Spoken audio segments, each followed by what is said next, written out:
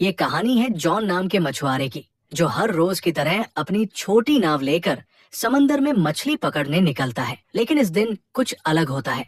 अचानक चारों तरफ घना कोहरा छा जाता है और दूर दूर तक कुछ दिखाई नहीं देता। जॉन रास्ता भटक जाता है और इधर उधर भटकते भटकते उसे एक सुनसान नाव नजर आती है। जिज्ञासावश वो अपनी नाव उस नाव से बांधता है और अंदर जाकर देखने का फैसला करता है। जैसे ही वो उस नाव के भीतर जाता है, उसके होश उड़ जाते हैं।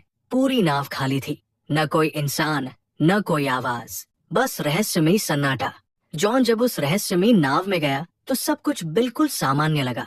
खाना ताजा था, कपड़े करीने से रखे थे और हर जगह इंसानी मौजूदगी के संकेत थे। लेकिन वहाँ कोई था नहीं। वो नाव को चालू करने की कोशिश करता है, पर इंजन काम नहीं करता। इतने विशाल समुद्र में अकेली और खाली नाव देखकर जॉन हैरान रह जाता है। वो दूरबीन से चारों ओर देखने की कोशिश करता है, शायद कोई पास में हो, लेकिन घना कोहरा सब कुछ ढक चुका था।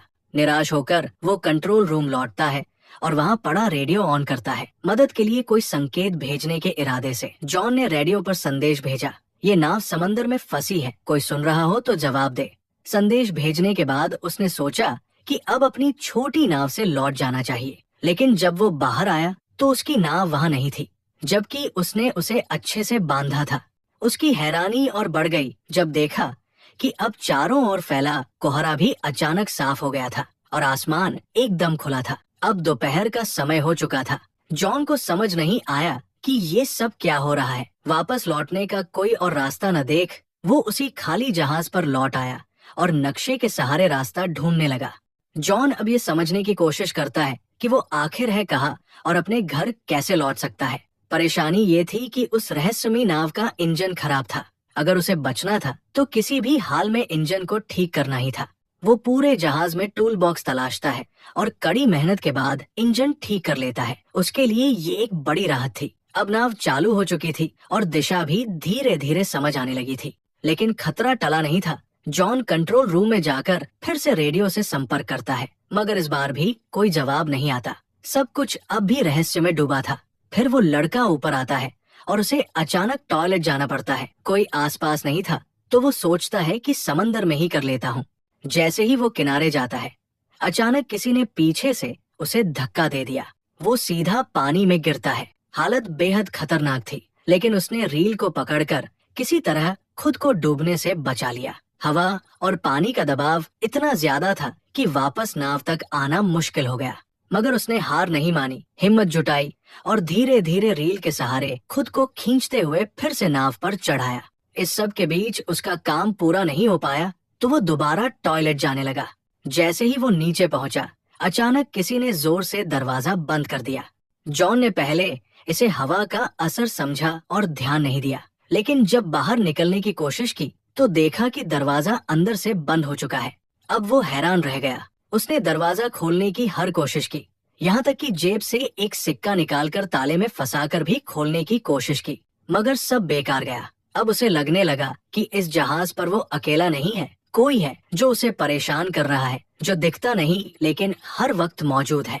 उसे लगने लगा जैसे कोई उसके साथ बेरहमी से खेल रहा हो। वो जोर से चिल्लाया, कृपया जो भी हो दरवाजा खोल दो, मैं कोई चोर नहीं, बस देखने आया हूँ। लेकिन कोई जवाब नहीं आया। अब उसे समझ आ गया कि मदद की उम्मीद बेकार है। वो केबिन की तरफ बढ़ा और अंदर जाकर जो देखा उससे उसकी रूह कांप गई। वहाँ खून के धब्बे थे। डरावना माहौल था, पर उसने डर को नजरअंदाज किया और एक कैंची उठाकर दरवाजा खोलने की कोशिश की, लेकिन ताला अब भी नहीं खुला। तभी पूरी नाव जोर जोर से हिलने लगी, जैसे कुछ बड़ा होने वाला हो। जॉन बेहद घबराया हुआ था। तभी उसकी नजर ऊपर की एक खिड़की पर पड़ी। वो किसी तरह उस खिड़की से बाहर निकला और चारों ओर देखा। दूर से एक विशाल कार्गो जहाज उसकी ओर आता नजर आया। उसकी दिशा सीधी उसी नाव की ओर थी। जॉन को समझ आ गया कि अगर वो जहाज टकराया तो सब खत्म हो जाएगा। अब उसे हर हाल में अपनी जान बचानी थी। उसने सिग्नल देने का सोचा, लेकिन उसके पास कुछ था नहीं। उसने तुरंत अपनी शर्ट उतारी और जोर जोर से लहराने लगा ताकि कार्गो जहाज का कोई उसे देख सके। लेकिन अफसोस, इतने प्रयास के बाद भी किसी की नजर उस पर नहीं पड़ी। अब जॉन को किसी भी हालत में अपनी जान बचानी थी। अगर उसकी नाव आगे बढ़ती रही तो कार्गो जहाज से टकराकर सब खत्म हो सकता था।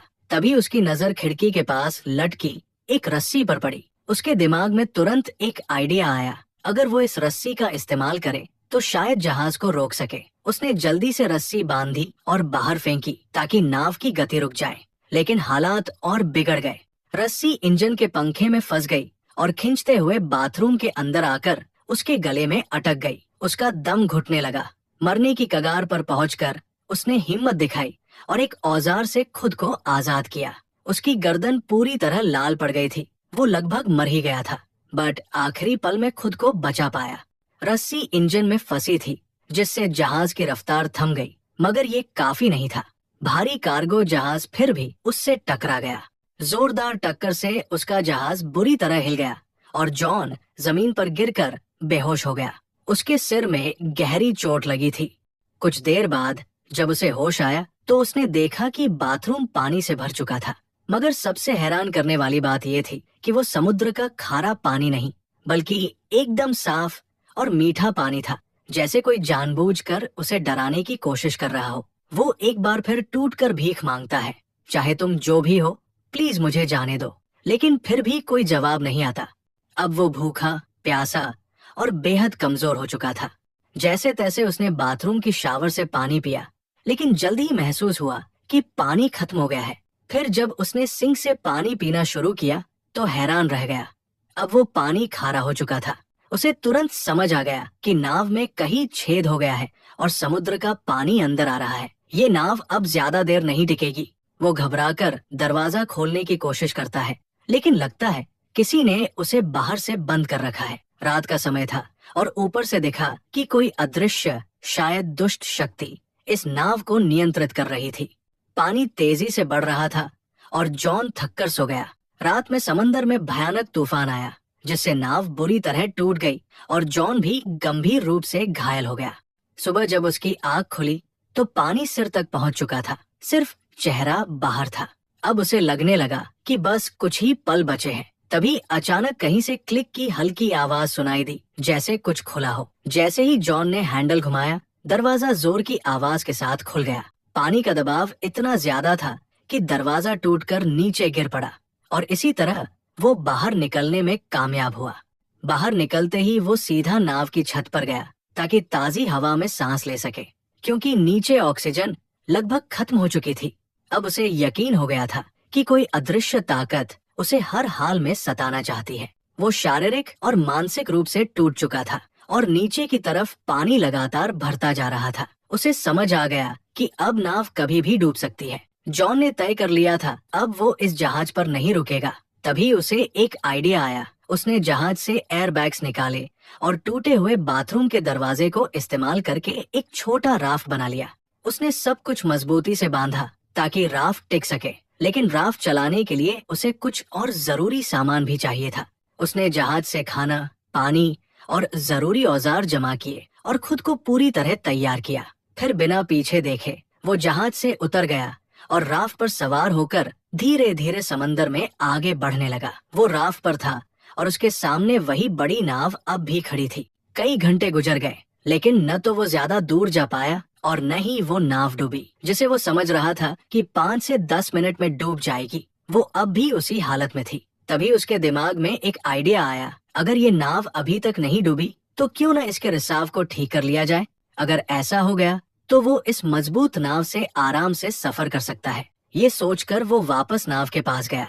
सबसे पहले उसने रिसाव को ठीक किया, फिर पाइप और औजारों से एक पंप तैयार किया ताकि पानी बाहर निकाला जा सके। उसने जो पंप बनाया था उसकी मदद से नाव में भरा समुद्र का पानी धीरे धीरे बाहर निकल गया। रिसाव ठीक करने और पानी हटाने के बाद उसने जहाज की बाकी दिक्कतें भी ठीक कर दी।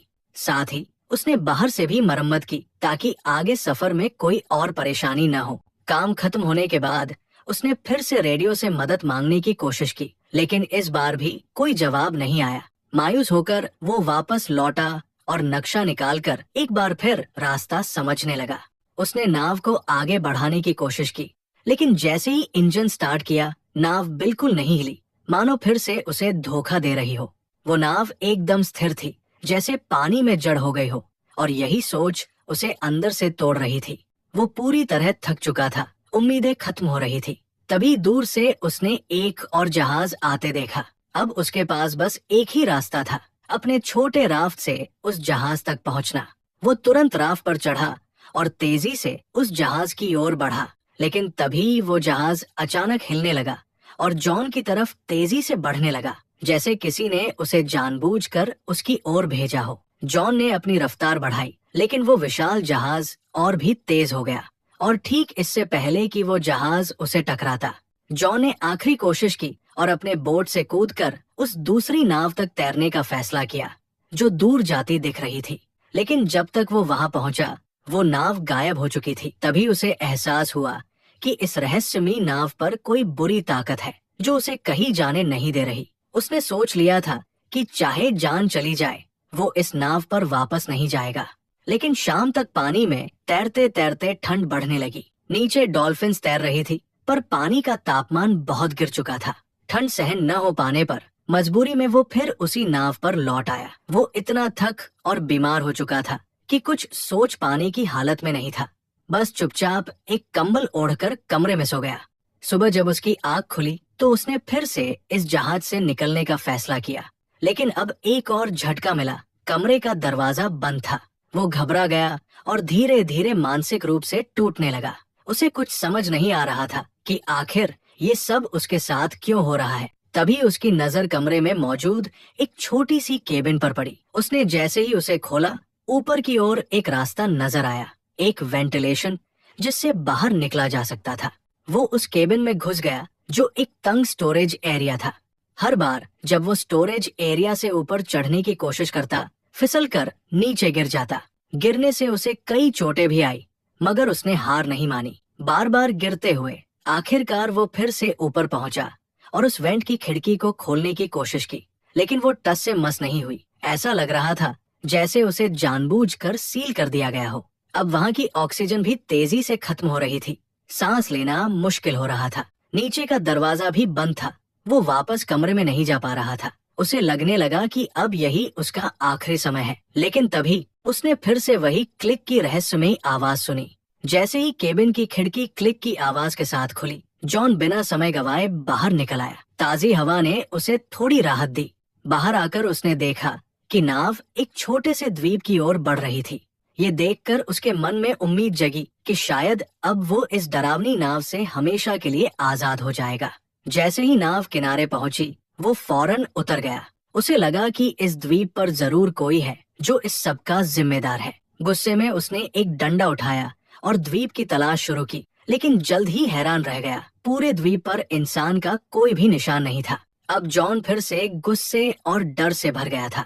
जैसे ही वो उस द्वीप से बाहर निकला, एक नया दृश्य उसकी आंखों के सामने आया।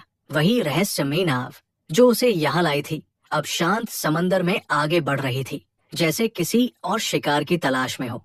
ये देखकर जॉन को पूरी तरह यकीन हो गया कि ये नाव और ये द्वीप किसी बुरी ताकत के अधीन है। उसे अब हर हाल में यहाँ से निकलना था।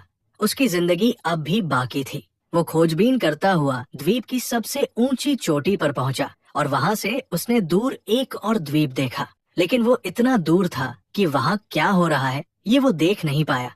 जैसे जैसे जॉन द्वीप पर घूमता रहा, वो धीरे धीरे पीछे की ओर आ गया। लेकिन जब वो वहां पहुंचा तो उसकी आंखें फटी की फटी रह गई। ये वही जगह थी जहां से उसकी यात्रा की शुरुआत हुई थी। सब कुछ वैसा ही था। वही उसकी पुरानी नाव ठीक उसी जगह बंधी हुई, और वही लोग, जैसे कुछ बदला ही न हो। पूरा माहौल पहले जैसा था, जैसे कुछ हुआ ही नहीं। जॉन एकटक सब देख रहा था। उसे यकीन नहीं हो रहा था कि ये सब एक बुरे सपने जैसा लगने वाला अनुभव असल में उसके साथ घटा था। लेकिन अब सवाल उठता था, उसकी नाव वहां दोबारा कैसे पहुंची और इस द्वीप की सच्चाई क्या थी? जॉन जब द्वीप के पीछे पहुंचा तो हैरान रह गया। वही जगह, वही नाव, वही लोग, जैसे कुछ भी नहीं बदला। उसे यकीन नहीं हो रहा था कि ये सब असल था या कोई बुरा सपना। मगर जो कुछ उसने झेला वो सच्चाई थी।